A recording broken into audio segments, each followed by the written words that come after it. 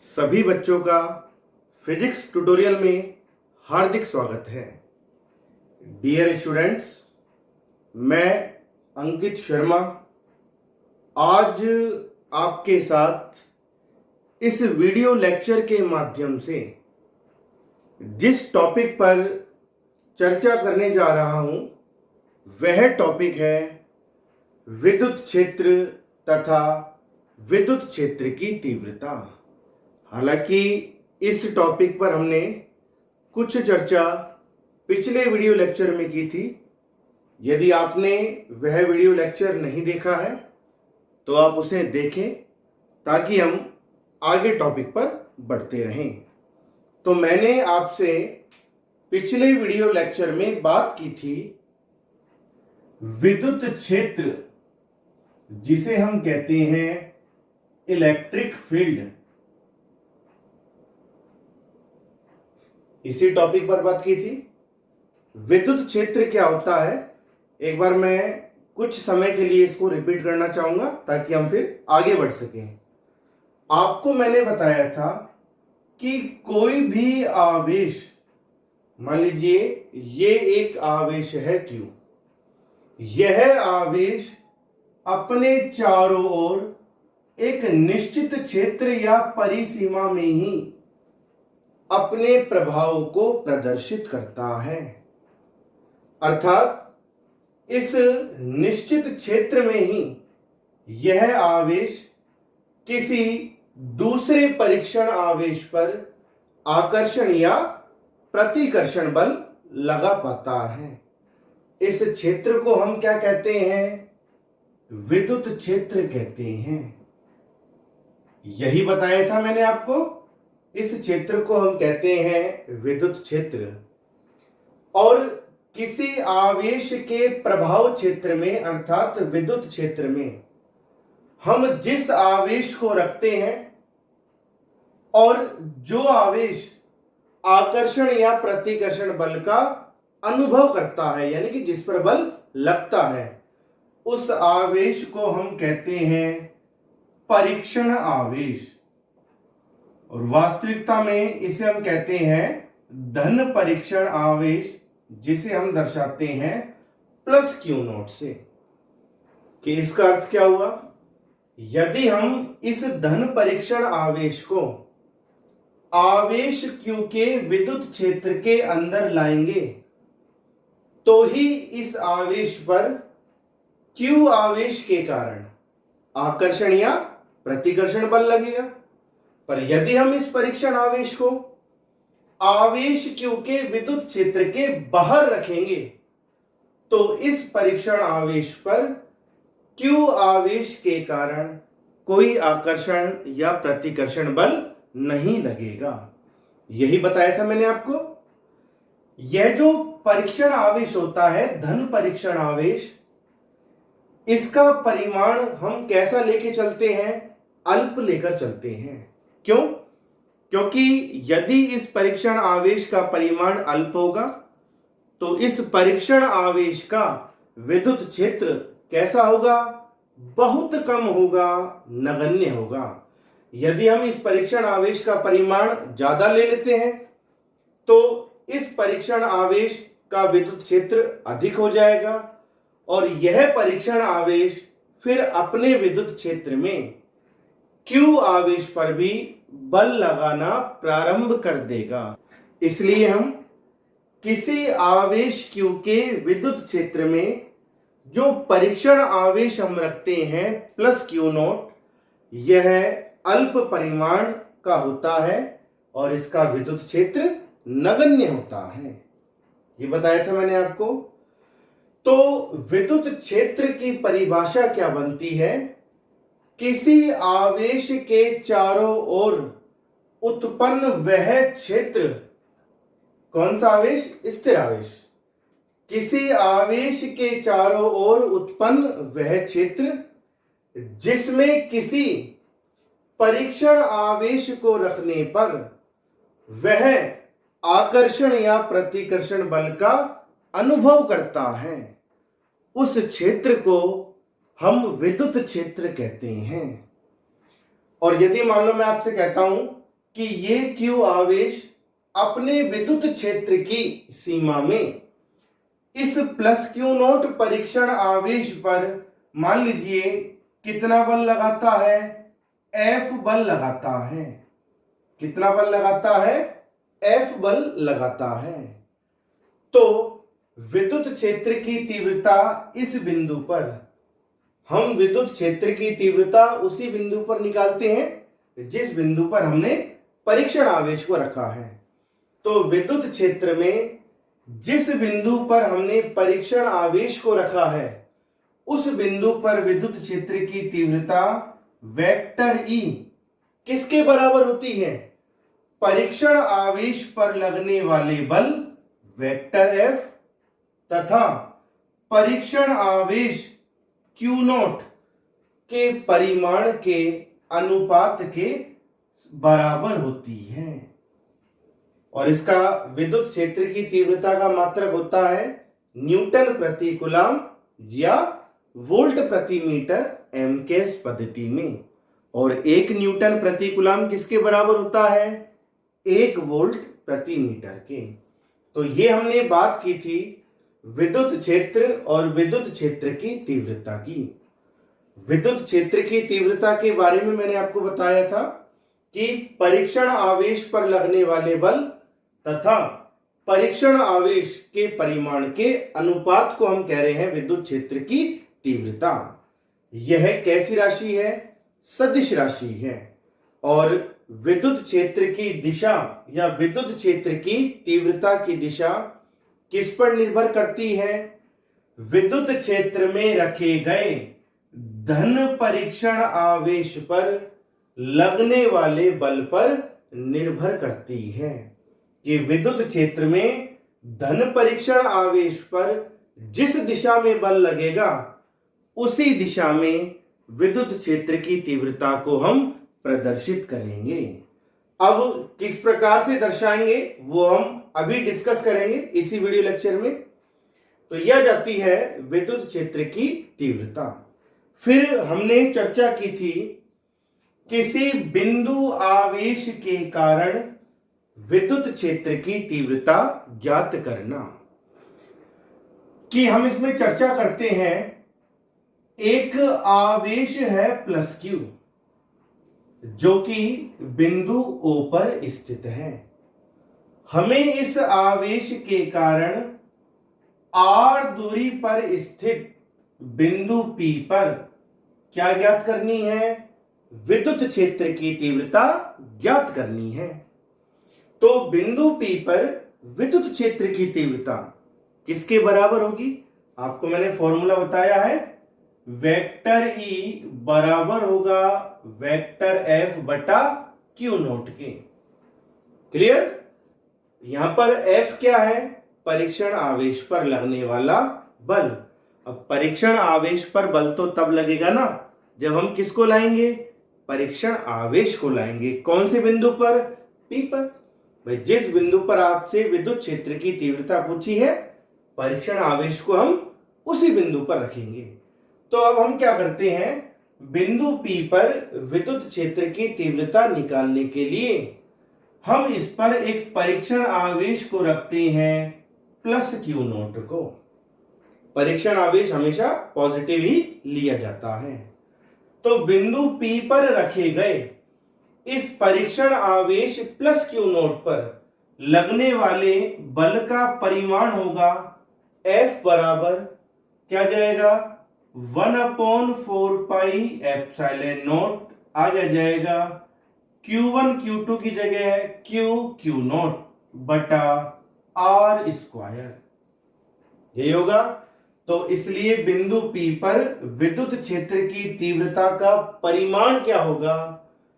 E बराबर F बटा Q note. Vector का चिन्ह तो तब लगाएंगे जब हम दिशा देंगे साथ में, F upon Q note.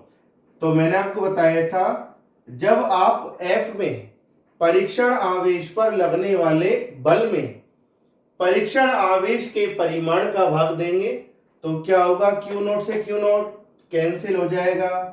E किसके बराबर आएगा? 1/4 pi epsilon naught Q upon are square. 1/4πε0 किसका मान बन गया? K का। तो आ जाएगा E बराबर KQ अपॉन आर स्क्वायर।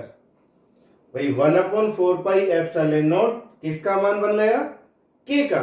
तो E बराबर KQ अपॉन आर स्क्वायर। ये फॉर्मूला हमें मिल गया कि एक बिंदु आवेश Q के कारण R दूरी पर विद्युत क्षेत्र की तीव्रता कितनी होती है? KQ upon are square. और यह विद्युत क्षेत्र की तीव्रता दूरी के वर्ग R स्क्वायर के व्युत्क्रमानुपाती होगी।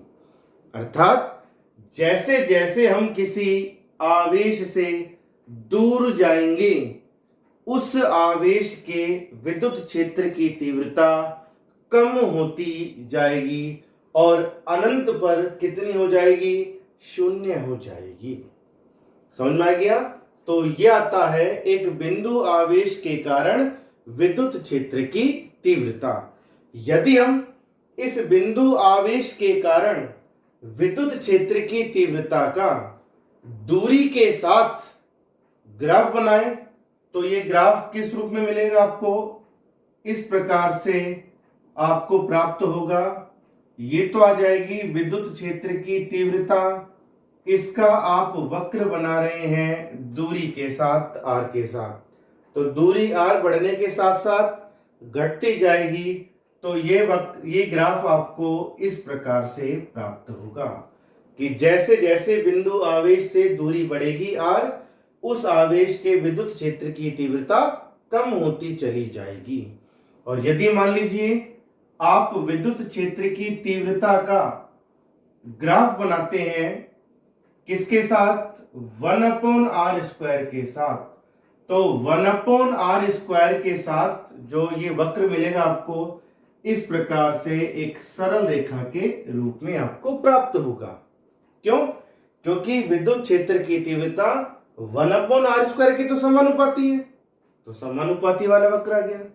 पर r² की कैसी है? व्युत्क्रमानुपाती है, इसलिए ये वक्र व्युत्क्रमानुपाती का आपको प्राप्त हुआ। समझ में आ गया?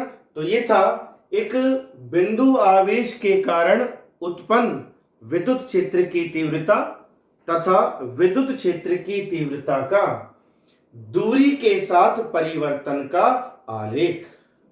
क्लियर?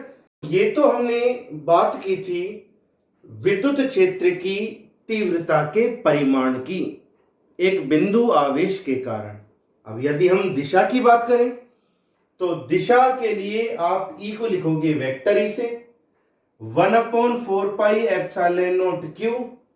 मैंने आपको बताया है विद्युत क्षेत्र की तीव्रता की दिशा किस पर निर्भर करती है? धन परीक्षण आवेश प्लस Q नोट पर लगने वाले बल की दिशा पर निर्भर करेगी। तो देखो आपसे ये जो हमने आवेश माना है प्लस Q, ये धन परीक्षण आवेश Q नोट को आकर्षित करेगा या प्रतिकर्षित करेगा? प्रतिकर्षित करेगा। तो इस धन परीक्षण आवेश प्लस Q नोट पर आवेश प्लस Q के कारण जो प्रतिकर्षण बल लगेगा उसकी दिशा P से O होगी या O से P होगी? O से P की ओर, क्योंकि प्लस Q से प्रतिकर्षित करेगा।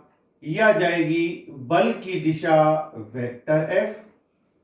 और जिस दिशा में बल लगेगा विद्युत क्षेत्र की तीव्रता को हम उसी दिशा में प्रदर्शित करेंगे। वेक्टर E बराबर 1/4πε0Q। और आप जानते हैं जब हम इस बल को सदिश रूप में दर्शाते हैं तो नीचे लिखते हैं मॉडुलस r², और दिशा को दर्शाने के लिए हम क्या लगाते हैं आगे? r से प्रदर्शित करते हैं। तो यह आ गया विद्युत क्षेत्र की तीव्रता का सदिश निरूपण। यहां पर r क्या है? एकांक सदिश, जो किसे दर्शा रहा है कि किसी बिंदु आवेश के कारण किसी बिंदु पर उत्पन्न विद्युत क्षेत्र की तीव्रता की दिशा किस पर निर्भर करेगी? धन परीक्षण आवेश पर लगने वाले बल की दिशा पर। और मैंने आपको बता रखा है ये कूलाम के नियम में, विद्युत बल की जो दिशा होती है एक आवेश के कारण दूसरे आवेश पर, विद्युत बल की दिशा सदैव उन आवेशों को मिलाने वाली रेखा के अनुदिश ही होती है। इसलिए हमने यहां पर क्या लगा दिया, आर कैप लगा दिया। तो वो तो हमने पढ़ा था बिंदु आवेश के कारण विद्युत क्षेत्र की तीव्रता का परिमाण E बराबर के क्यू अपॉन आर स्क्वायर। और यहां पर हमने पढ़ लिया बिंदु आवेश के कारण विद्युत क्षेत्र की तीव्रता का सदिश निरूपण। हो गया यहाँ तक। अब देखो मैंने आपसे कहा है कि विद्युत क्षेत्र की तीव्रता की दिशा सदैव धन परीक्षण आवेश पर लगने वाले बल की दिशा के अनुदिश होगी। अब जैसे मान लो मैं आपसे कह दूं किसी बिंदु O पर एक आवेश रखा है प्लस क्यू, किसी बिंदु O पर एक आवेश हमने रखा है प्लस क्यू। अब मान लो आपसे पूछ लिया जाए कि इस धनावेश के कारण विद्युत क्षेत्र की दिशा को दर्शाइए। केवल विद्युत क्षेत्र की दिशा के बारे में आपसे पूछ रहा है। हालांकि ये कॉन्सेप्ट तो हम विद्युत क्षेत्र रेखाओं में भी पढ़ेंगे, पर फिलहाल आप ध्यान रखें, यहां पर भी ध्यान दो आप, क्योंकि आगे प्रश्नों में आपकी चीज काम आएगी। आपको विद्युत क्षेत्र की दिशा बतानी है। कौन से आवेश के कारण? एक बिंदु धनावेश के कारण। मैंने बताया ना आपको कि विद्युत क्षेत्र की दिशा सदैव धन परीक्षण आवेश पर लगने वाले बल की दिशा के अनुदिश होती है। तो अब देखो ये आवेश पॉजिटिव है। यदि हम इस पॉजिटिव आवेश के विद्युत क्षेत्र में अर्थात इस धनावेश के प्रभाव क्षेत्र में, जिसे हम कहते हैं विद्युत क्षेत्र, किसी धन परीक्षण आवेश को रखें प्लस क्यू नोट को, तो यह धनावेश अपने विद्युत क्षेत्र की सीमा में हर बिंदु पर धन परीक्षण आवेश को क्या करेगा? आकर्षित करेगा या प्रतिकर्षित करेगा? प्रतिकर्षित करेगा। तो एक धनावेश के कारण किसी भी बिंदु पर विद्युत क्षेत्र की दिशा सदैव कहां पर दर्शाई जाती है? बाहर की ओर दर्शाई जाती है। ये चीज आपको कोई रटनी नहीं है, मैंने आपको फॉर्मूला के आधार पर ये चीज बताई है, उसको एक बार फिर से आप देख लें। क्या कहा मैंने आपसे? विद्युत क्षेत्र की दिशा को हम व्यक्त कर रहे हैं धनावेश और ऋणावेश दोनों के लिए। मैंने आपको कहा है कि विद्युत क्षेत्र की दिशा सदैव किस पर निर्भर करती है? धन परीक्षण आवेश पर लगने वाले बल की दिशा पर। रटना कुछ भी नहीं है आपको। तो एक आवेश की हमने बात की जो कहां पर स्थित है? बिंदु O पर स्थित है, प्लस क्यू आवेश। अब आप जानते हैं यह प्लस क्यू आवेश अपने एक सीमित क्षेत्र में ही दूसरे आवेश को आकर्षित या प्रतिकर्षित करेगा। तो हमको क्या करना है? इस आवेश प्लस क्यू के विद्युत क्षेत्र की सीमा में विद्युत क्षेत्र की दिशा को दर्शाना है। तो एक सिंपल सी बात हो गई, यदि हम इस धनावेश प्लस क्यू के विद्युत क्षेत्र में कौन सी आवेश को रखें? धन परीक्षण आवेश को रखें, किसी भी बिंदु पर कहीं पर भी रखें, तो यह धनावेश हर तरफ से धन परीक्षण आवेश को क्या करेगा? आकर्षित करेगा या प्रतिकर्षित करेगा? प्रतिकर्षित करेगा, अपने से दूर धकेलेगा। तो इस धनावेश के कारण किसी भी बिंदु पर विद्युत क्षेत्र की दिशा सदैव कहां पर होगी? बाहर की ओर होगी, क्योंकि एक धनावेश अपने विद्युत क्षेत्र में प्रत्येक बिंदु पर धन परीक्षण आवेश को क्या करेगा? हमेशा प्रतिकर्षित ही करेगा। क्लियर? अब यदि हम बात करें एक ऋणावेश की, इसको हमने कह दिया माइनस क्यू। क्या काम ने? Minus Q. अब आपसे मैं कह दूं कि एक ऋणावेश है माइनस क्यू, इस ऋणावेश का अपने चारों ओर कोई ना कोई विद्युत क्षेत्र होगा जिसमें ये धन परीक्षण आवेश पर बल लगाएगा। अब आपसे कह दिया इस ऋणावेश माइनस क्यू के विद्युत क्षेत्र की दिशा को दर्शाइए। कैसे दर्शाएंगे? तो कॉन्सेप्ट मत भूलो आप। विद्युत क्षेत्र की दिशा किस पर निर्भर करेगी? धन परीक्षण आवेश पर लगने वाले बल की दिशा पर। तो यदि हम इस ऋणावेश माइनस क्यू के विद्युत क्षेत्र में किसी भी बिंदु पर कहीं पर भी धन परीक्षण आवेश को रखते हैं तो यह माइनस क्यू आवेश हर बिंदु पर धन परीक्षण आवेश को आकर्षित करेगा या प्रतिकर्षित करेगा? आकर्षित करेगा अर्थात अपनी ओर खींचेगा। तो एक ऋणावेश के कारण प्रत्येक बिंदु पर विद्युत क्षेत्र की दिशा सदैव कहां पर होती है? अंदर की ओर होती है। दोनों एक दूसरे के विपरीतारी दिशाएं, धनावेश के कारण विद्युत क्षेत्र और ऋणावेश के कारण विद्युत क्षेत्र, हर बिंदु पर यह दिशा कहां पर होगी? अंदर की ओर होगी। क्यों होगी? क्योंकि एक ऋणावेश अपने विद्युत क्षेत्र की सीमा में प्रत्येक बिंदु पर धन परीक्षण आवेश को सदैव अपनी ओर आकर्षित करेगा, इसलिए दिशा कहां पर होगी? अंदर की ओर होगी। मैं एक बार फिर से आपको रिपीट कर रहा हूं कि यदि आपसे विद्युत क्षेत्र की दिशा की बात करें, हालांकि विद्युत क्षेत्र का अभी हमने सदिश निरूपण पढ़ा था ना, एक बिंदु आवेश के कारण, उसमें विद्युत क्षेत्र की दिशा को दर्शाने के लिए हमने आर कैप लगा दिया, क्योंकि विद्युत क्षेत्र की दिशा किस पर निर्भर होगी? धन परीक्षण आवेश पर लगने वाले बल की दिशा पर निर्भर होगी, और बल की दिशा उन आवेशों को मिलाने वाली रेखा के अनुदिश होगी। ये चीज तो आपने पहले ही पढ़ रखी थी। अब हम प्रैक्टिकली बात कर रहे हैं कि आपको कोई धनावेश दे दे या कोई ऋणावेश दे दे और आपसे कह दे इन आवेशों के कारण विद्युत क्षेत्र की दिशा को दर्शाइए, तो बिल्कुल इजी है।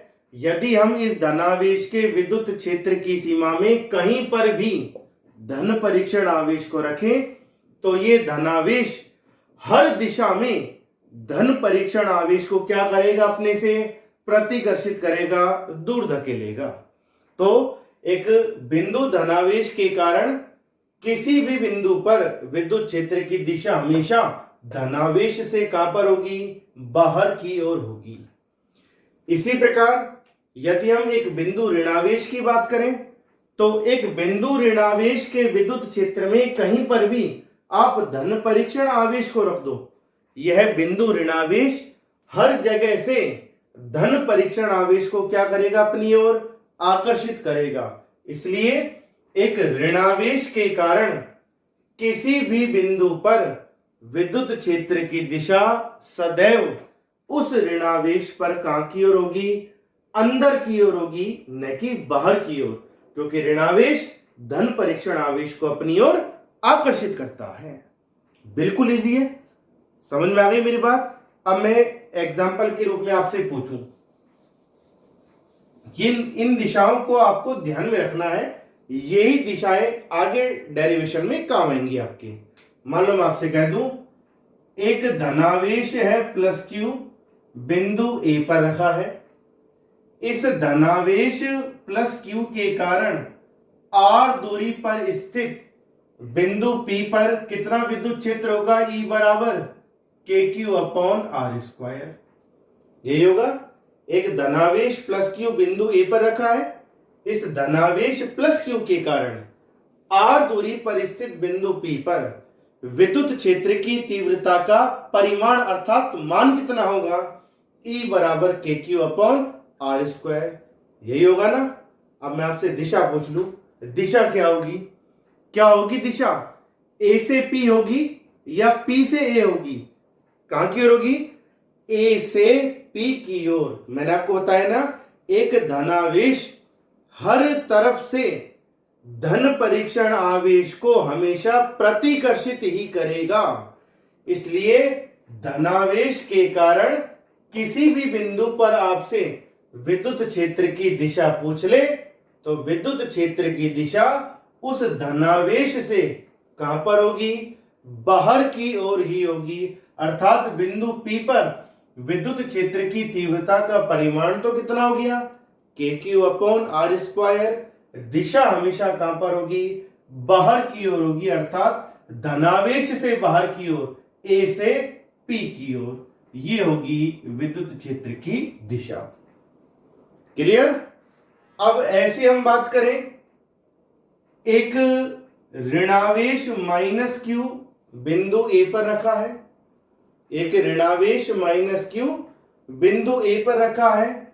इस ऋणावेश के कारण R दूरी पर स्थित बिंदु P पर विद्युत क्षेत्र की तीव्रता का परिमाण और क्या बतानी है आपको? दिशा बतानी है। तो विद्युत क्षेत्र की तीव्रता का तो परिमाण हो जाएगा, पढ़ रखा है सूत्र आपने। एक बिंदु आवेश के कारण कितना होता है? KQ/R²। यही होगा ना? ऐसा मत लिख देना विद्युत क्षेत्र की तीव्रता E बराबर -KQ/R²। कहोगे कि वो तो धनावेश के कारण पूछी थी, अब तो हम ऋणावेश के कारण पूछ रहे हैं। देखो बेटा, विद्युत क्षेत्र की तीव्रता कैसी राशि है? सदिश राशि। कैसी राशि है? सदिश राशि। और सदिशों में जो प्लस माइनस के चिन्ह होते हैं वो सदैव एक दूसरे के विपरीत दिशा को दर्शाते हैं। सदिश राशियों में हमेशा प्लस माइनस का चिन्ह उनकी दिशाओं को ही व्यक्त करता है, परिमाण हमेशा पॉजिटिव ही रहेगा। वो इसलिए बता रहा हूं मैं आपको कि मान लो आपसे -Q आवेश के कारण विद्युत क्षेत्र पूछा है R दूरी पर, तो आप ऐसा मत कर देना E बराबर -KQ/R²। गलत। KQ/R² ही होगा परिमाण, चाहे धनावेश हो +Q या ऋणावेश हो -Q। तो आपको माइनस का चिन्ह लगाने की आवश्यकता नहीं है। इस माइनस वाले चिन्ह का जो प्रभाव है, कि जो ऋणावेश का जो प्रभाव है, वो हम किस पर दर्शा देंगे? विद्युत क्षेत्र की दिशा पर। कैसे? विद्युत क्षेत्र की दिशा का परिमाण हो गया KQ/R²। अब आपको क्या बतानी है? इसकी दिशा बतानी है। तो मैंने आपको बताया है, ऋणावेश के कारण किसी भी बिंदु पर आपसे विद्युत क्षेत्र की तीव्रता की दिशा पूछे तो वह दिशा हमेशा इस ऋणावेश पर बाहर की ओर होगी या अंदर की ओर होगी? अंदर की ओर होगी। क्यों? क्योंकि एक ऋणावेश हर तरफ से धन परीक्षण आवेश को क्या करेगा? अपनी ओर आकर्षित करेगा। तो इस विद्युत क्षेत्र की दिशा होगी कहां से कहां की ओर? P से A की ओर। कहां से कहां की ओर? P से A की ओर। तो कभी भी आपसे विद्युत क्षेत्र के बारे में पूछे, धनावेश के कारण या ऋणावेश के कारण R दूरी पर विद्युत क्षेत्र KQ/R² ही होगा, चाहे Q आवेश पॉजिटिव हो या नेगेटिव हो, विद्युत क्षेत्र का परिमाण KQ/R² ही होगा। अब यदि धनावेश है तो विद्युत क्षेत्र की दिशा दे देंगे हम बाहर की ओर, ऋणावेश है तो विद्युत क्षेत्र की दिशा दे देंगे हम अंदर की ओर। तो आपको प्लस माइनस का चिन्ह विद्युत क्षेत्र में लगाने की आवश्यकता नहीं है। इस प्लस माइनस चिन्ह के प्रभाव को आप किस पर व्यक्त कर देंगे? दिशा पर व्यक्त कर देंगे। देख लो, देखो धनावेश के कारण जो विद्युत क्षेत्र था और ऋणावेश के कारण विद्युत क्षेत्र R दूरी पर, परिमाण में तो कैसा है? समान है, पर दिशा में क्या है? एक दूसरे के विपरीत है। तो इस आवेश का जो ऋणात्मक मान था या जो ऋणावेश था, इसके माइनस के चिन्ह के प्रभाव को हमने किस पर दर्शा दिया? विद्युत क्षेत्र की दिशा पर दर्शा दिया कि धनावेश के कारण उत्पन्न विद्युत क्षेत्र की दिशा में नहीं होगा, उसके ठीक विपरीत होगा। इसलिए चाहे एक धनावेश हो या एक ऋणावेश हो, इन आवेशों के कारण विद्युत क्षेत्र पूछे तो E बराबर KQ/R² ही होगा। आपको विद्युत क्षेत्र के परिमाण पर माइनस का चिन्ह नहीं लगाना है, उस माइनस के चिन्ह का प्रभाव किस पर व्यक्त करेंगे आप? दिशा पर व्यक्त करेंगे। धनावेश का विद्युत क्षेत्र और ऋणावेश का विद्युत क्षेत्र, ये दोनों कैसे आ रहे हैं एक दूसरे के विपरीत दिशा में। समझ में आ गई मेरी बात? तो ये था एक धनावेश के कारण किसी बिंदु पर विद्युत क्षेत्र का परिमाण और दिशा, तथा एक ऋणावेश के कारण किसी बिंदु पर विद्युत क्षेत्र का परिमाण और दिशा। समझ में आ गया तक सभी को? चलिए अब हम आगे बात करते हैं। अच्छा, ये तो हमने विद्युत क्षेत्र निकाला है कितने आवेशों के कारण? एक आवेश के कारण, या तो वह बिंदु धनावेश हो या बिंदु ऋणावेश हो। विद्युत क्षेत्र के परिमाण तो समान होंगे यदि आवेशों के परिमाण समान है, पर दिशाएं कैसी होंगी? एक दूसरे के विपरीत होगी। अब हम बात करते हैं बहु आवेशों की, अर्थात एक बिंदु आवेश की बात नहीं कर रहे हम बहुत सारे आवेशों की बात कर रहे हैं। तो हम टॉपिक यहां पर पढ़ रहे हैं बहु आवेशों के कारण विद्युत क्षेत्र की तीव्रता।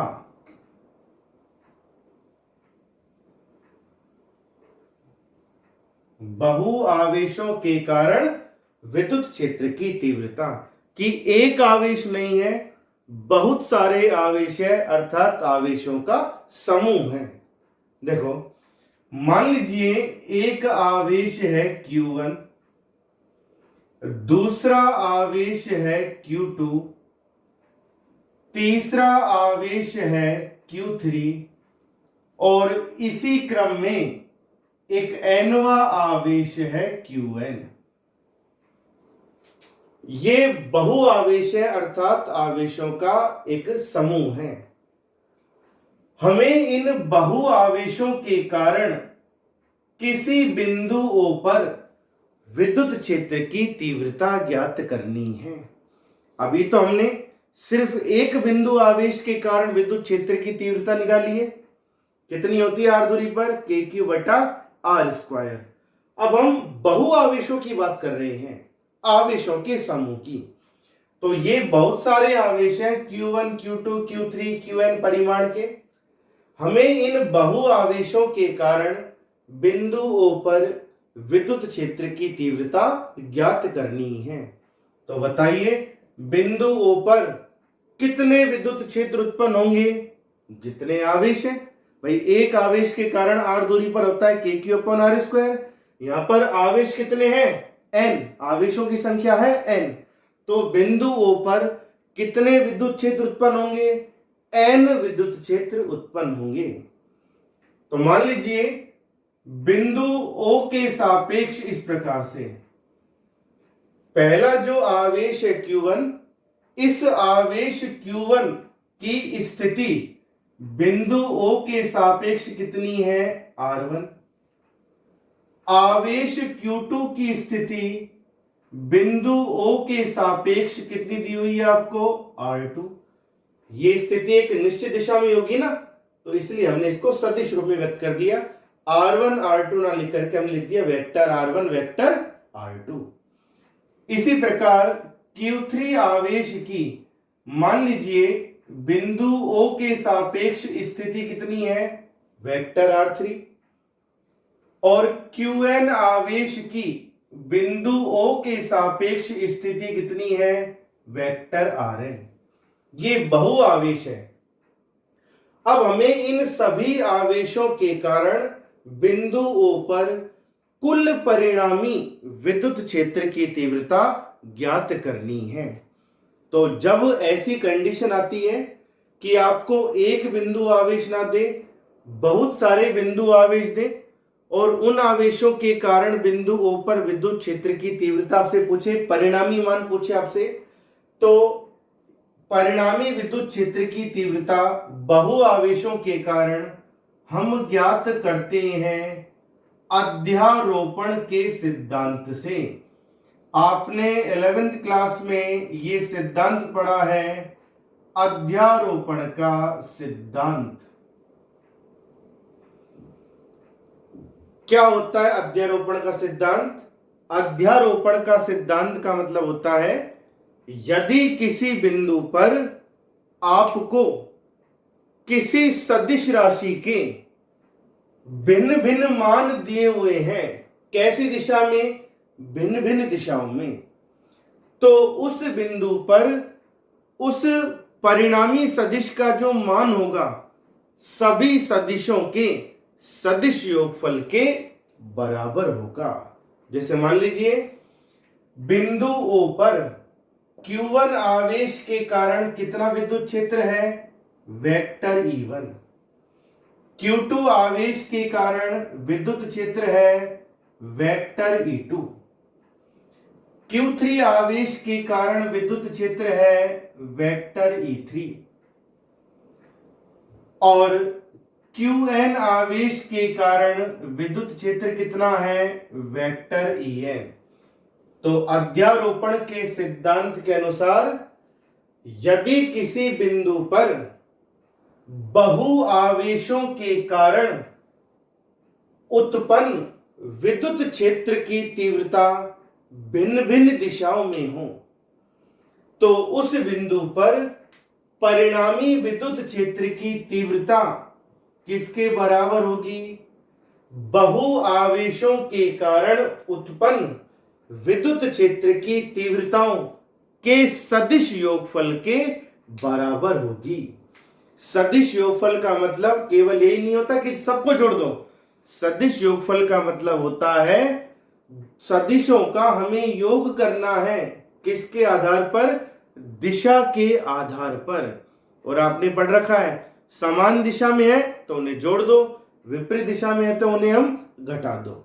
तो अध्यारोपण के सिद्धांत के अनुसार जब किसी बिंदु पर बहु आवेशों के कारण भिन्न भिन्न दिशाओं में विद्युत क्षेत्र की तीव्रताएं दी गई हो, तो उस बिंदु पर परिणामी विद्युत क्षेत्र की तीव्रता बहु आवेशों के कारण उत्पन्न विद्युत क्षेत्र की तीव्रताओं के सदिश योग के बराबर होगी। सबका आपने सदिश योग कर दिया। ये सिर्फ एक थ्योरेटिकल पैटर्न है जिसे हम पढ़ रहे हैं। प्रैक्टिकली किसी प्रश्न को हल करना वो इससे बिल्कुल अलग है, वो मैं आपको बताऊंगा किस तरह से। तो आ जाएगा वेक्टर E बराबर, अब यहां पर E1 विद्युत क्षेत्र कौन से आवेश के कारण है, Q1 आवेश के कारण बिंदु ऊपर कितनी दूरी पर, R1 दूरी पर। तो सदिश रूप में क्या लिखेंगे आप, 1/4 पाई एप्सिलॉन नॉट Q1 बटा मॉडुलस R1 स्क्वायर आगे आ जाएगा R कैप। ये तो होता है एक बिंदु आवेश Q के कारण R दूरी पर विद्युत क्षेत्र KQ/R स्क्वायर, और जब हम दिशा की बात करें तो हम क्या लगा देते हैं आगे, R कैप। तो पहला आवेश है Q1, बिंदु O से स्थिति इसकी R1 और दिशा के लिए हम लगा देंगे R1 कैप। इसी रेखा पर होगी। यदि ये धनावेश है तो बाहर की ओर होगा विद्युत क्षेत्र की दिशा, और ऋणावेश है तो कहां पर होगी विद्युत क्षेत्र की दिशा, अंदर की ओर। ये बताइए मैंने आपको। E2 विद्युत क्षेत्र है Q2 के कारण बिंदु पर कितनी दूरी पर, R2 दूरी पर। तो सदिश रूप में 1/4 पाई एप्सिलॉन नॉट Q2 बटा मॉडुलस R2 स्क्वायर आगे आ जाएगा R2 कैप। इसी प्रकार E3 का निकालो, या डायरेक्ट आप पहुंच जाओ En पर। तो En विद्युत क्षेत्र कौन से आवेश के कारण है, nवें आवेश के कारण बिंदु O पर कितनी दूरी पर, Rn दूरी पर। तो इस विद्युत क्षेत्र को हम सदिश रूप में लिखेंगे 1/4 pi epsilon not Qn modulus Rn square आगे आ जाएगा Rn कैप। यही होगा। तो आ जाएगा वेक्टर E बराबर, सब में क्या कॉमन आ रहा है, 1/4 पाई एप्सिलॉन नॉट, ये कॉमन आ जाएगा। सिग्मा का चिन्ह आएगा, सारे किस रूप में है, योगफल के रूप में। चलो ये हम आगे हल करेंगे, अभी तो 1/4 पाई एप्सिलॉन नॉट कॉमन आ जाएगा। तो इनमें बचेगा Q1 modulus R1 square R1 cap plus में Q2 मॉडुलस R2 स्क्वायर आगे आ जाएगा R2 कैप। इसी प्रकार से आ जाएगा Qn बटा Rn स्क्वायर और आगे आ जाएगा Rn कैप। यही होगा। तो आ जाएगा वेक्टर ई बराबर 1/4πε0। ये सारे पद योगफल के रूप में हैं, तो आप किसका चिन्ह बना देंगे? सिग्मा का। किस रूप में हो रहा है सभी पदों का योगफल? ऊपर तो आ रहा है Q, नीचे आ रहा है मॉडुलस R स्क्वायर और आगे आ रहा है R कैप। और कितनी है पदों की संख्या? n तक है। तो इन पदों की संख्या को हमने किससे व्यक्त कर दिया? I से। और I की वैल्यू कहां से कहां तक हो जाएगी? 1 से लेकर n तक। तो ये हो गया किसी बिंदु पर, पहले तो हमने पढ़ा था एक बिंदु आवेश के कारण विद्युत क्षेत्र की तीव्रता, अब हमने पढ़ी है बहु आवेशों के कारण विद्युत क्षेत्र की तीव्रता। तो किसी बिंदु पर बहु आवेशों के कारण उत्पन्न कुल विद्युत क्षेत्र की तीव्रता किसके बराबर होती है? उन सभी आवेशों के कारण उत्पन्न विद्युत क्षेत्र की तीव्रताओं के सदिश योग के बराबर होती है। सदिश योग का मतलब होता है कि आपको इन सभी विद्युत क्षेत्रों का परिणामी मान निकालना है। किसके आधार पर? दिशा के आधार पर, दिशा को ध्यान में रखते हुए। कैसे, वो मैं आपको बता रहा हूं।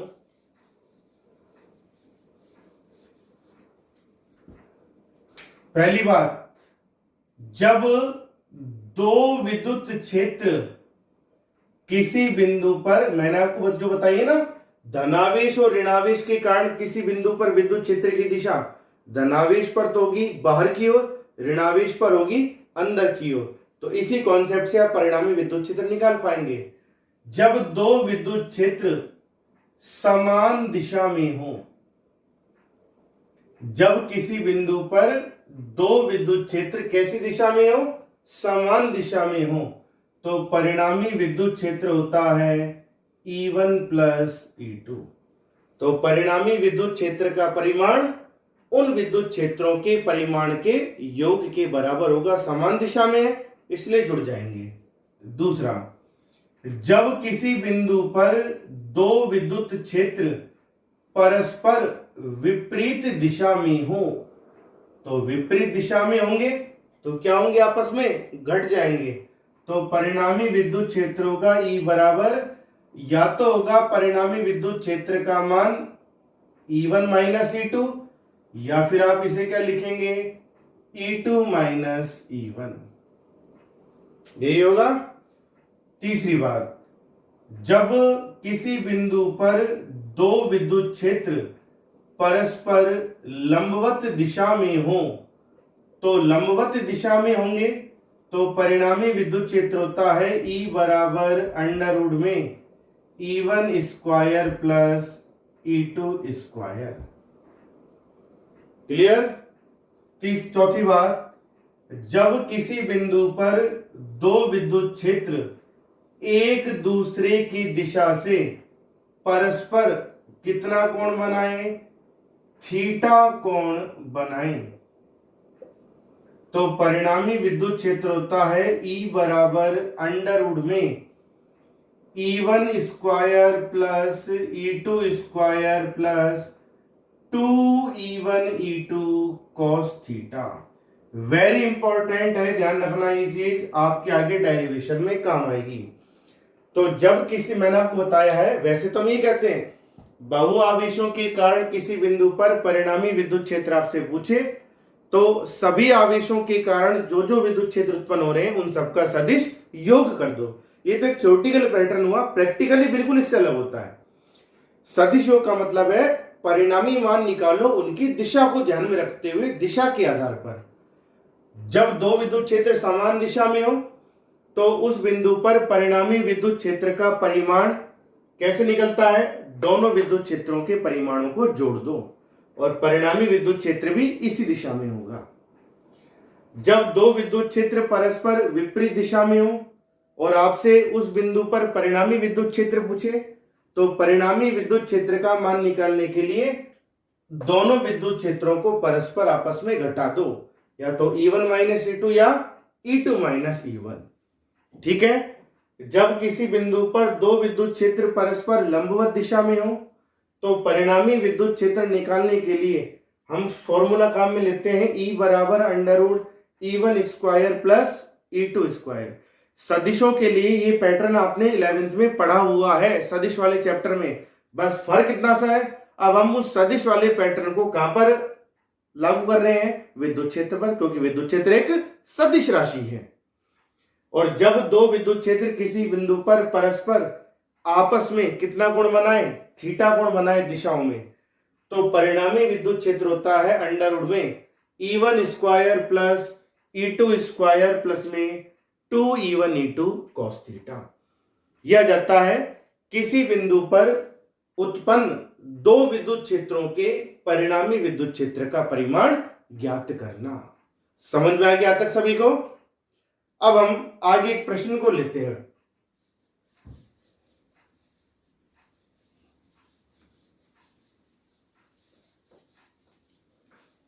अब हम एक प्रश्न पर अपना ध्यान लाते हैं।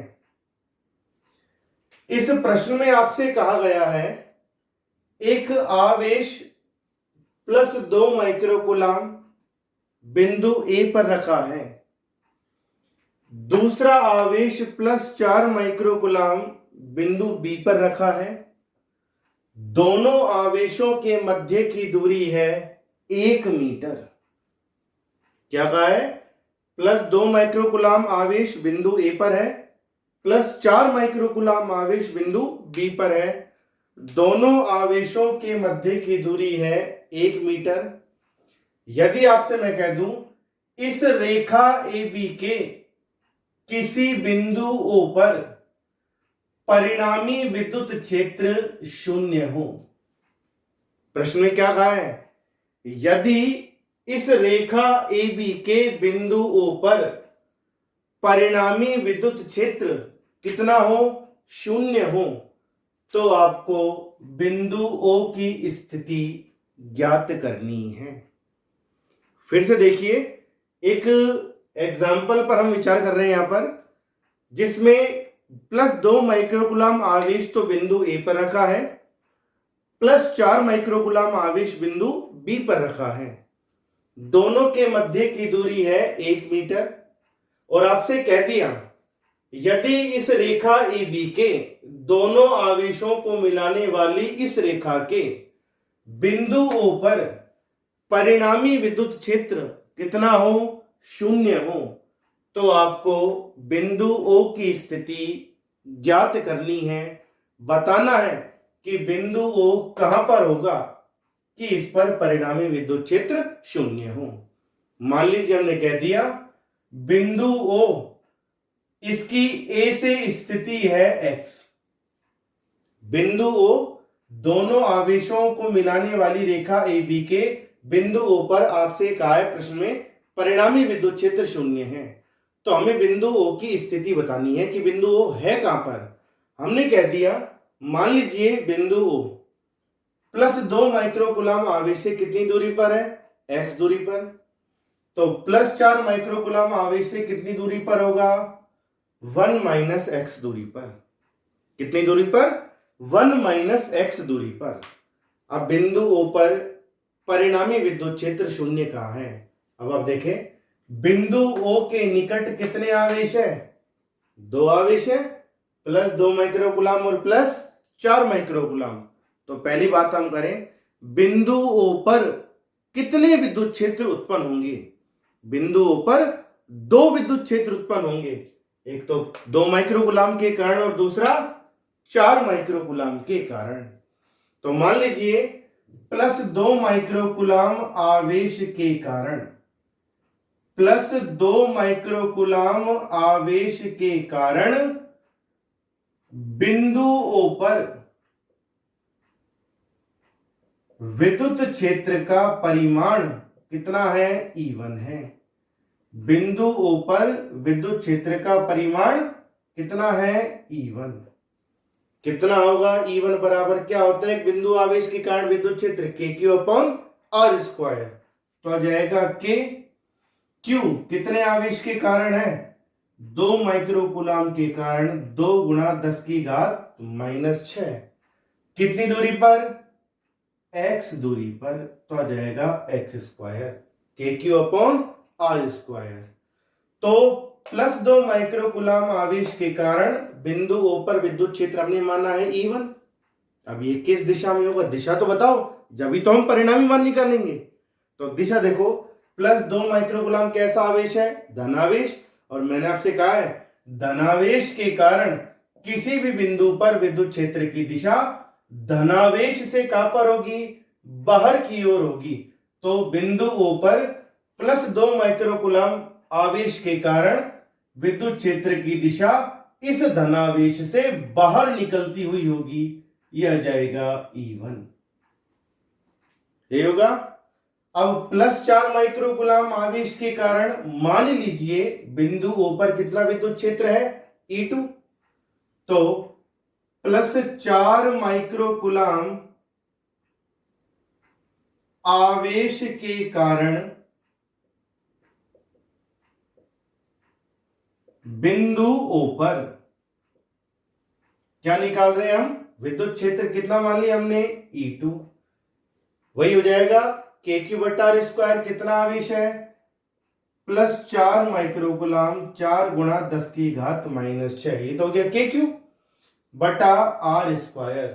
+4 माइक्रोकूलाम की बिंदु से दूरी कितनी है, आर की जगह 1 - x, तो आ जाएगा 1 - x इसका स्क्वायर, यही होगा। अब दिशा देखो, +4 माइक्रोकूलाम आवेश पॉजिटिव है और मैंने आपको बता रखा है किसी धनावेश के कारण किसी भी बिंदु पर विद्युत क्षेत्र की दिशा धनावेश से कैसी होगी, बाहर निकलती हुई होगी। तो ये दिशा जाएगी बी से लेकर ओ की ओर। दोनों ही आवेशों धनावेश है, तो इनके कारण बिंदु ओ पर विद्युत क्षेत्र की दिशा इन धनावेशों से बाहर निकलती हुई होगी, E2 हो गया। दोनों विद्युत क्षेत्र कैसी दिशा में है, विपरीत दिशा में, तो इसलिए आ जाएगा परिणामी विद्युत क्षेत्र कितना हो जाएगा, E बराबर, दोनों को घटा दो आपस में, E1 - E2।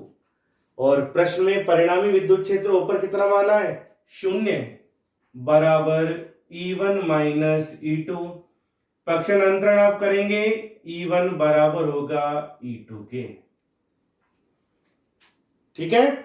तो आ जाएगा इससे E का मान रखो, E1 का मान के 2 गुणा 10 की घात -6 बटा एक्स स्क्वायर, E2 का मान के 4 गुणा 10 की घात -6 बटा 1 - एक्स स्क्वायर। के से के कट जाएगा, 10 की घात -6 से 10 की घात -6 कट जाएगी। पक्षांतरण करो अब वज्रगुणन विधि से, इस वाले पद को इसके ऊपर ले आओ, तो आ जाएगा 1 - एक्स स्क्वायर बटा एक्स स्क्वायर। तो 4 के नीचे ले आएंगे आप 2 को, और 4 में 2 का भाग देंगे तो आ जाएगा 2, यही होगा। दोनों के ऊपर से वर्गमूल हटाओ, सॉरी दोनों के ऊपर से वर्ग हटाइए आप, तो आ जाएगा 1 - एक्स बटा एक्स बराबर 2 का वर्गमूल करेंगे, कितना होगा, 2 का वर्गमूल लगभग 1.4।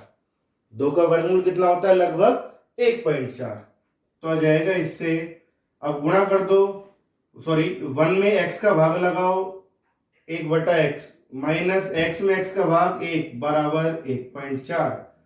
तो 1 बटा एक्स का मान 1.4, -1 को यहां पर लाए +1, तो आ जाएगा कितना, 2.4। ये है 1 बटा एक्स का मान, तो x बराबर होगा 1 बटा 2.4। दशमलव हटाई आपने, ऊपर लगाई 0, तो आ जाएगा लगभग कितना आ जाएगा, देखो ये बन जाएगा 0.41 मीटर। जब 10 में 24 का भाग देंगे तो लगभग कितना जाएगा, 0.41 मीटर। तो ये तो बिंदु O की स्थिति आ गई 2 माइक्रोकूलाम से लगभग 0.41 मीटर। और +4 माइक्रोकुलाम से कितनी होगी 1 माइनस एक्स, एक में से घटा देंगे तो 0.59 मीटर।